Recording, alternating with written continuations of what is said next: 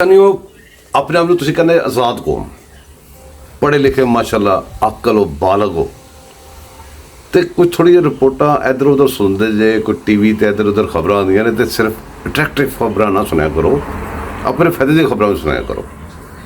तो मैं तेन एक रिपोर्ट दिखाना रिपोर्ट तुहानू कोई खबर नहीं है यह तुहाडे तो फर्ज हो जाना है कि तुसी अपने अकल बालग समझदार होने का सबूत देना तुहाडी मर्जी है।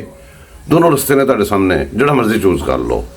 सारा कुछ इकॉनमी कश्मीर दे के इकॉनमी तबाह करके सारा बेड़ा गर्क करके इस्लाम मुखालफ सारा कुछ करके सिर्फ गल्लां करके तो डी चौक भर के तो इनू नहीं छड्डांगा उन्होंने छड्डांगा यह तो फ्यूचर ही वेखना चाहते जे या फिर जिस तरह पास्ट माजी तुसीं वेखदे सी बड़ा बेहतरीन सुकून नाल काम हो रहा सी असीं धमकियां भी ला लैंदे सी असीं धोन तो भी फड़ लैंदे सी तो फड़े भी जांदे सी वो वाला माहौल बनाना है कि अपना मुल्क नूं तमीर करनी तुहाडे ते फैसला है। रिपोर्ट देख के खुद ही फैसला करो। 5 सालों में खैबर पख्तूनख्वा बिजली बाकी पाकिस्तान को देगा। इंशाअल्लाह हम बिजली को बहरान को हल करेंगे, पाकिस्तान को रोशन करेंगे।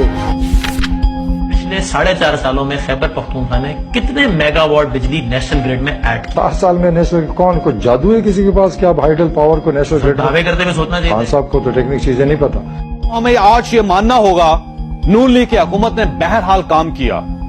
बिजली की पैदावार में 11,000 मेगावाट इजाफा हुआ, बड़े लेवल पर इंफ्रास्ट्रक्चर बिछाया गया।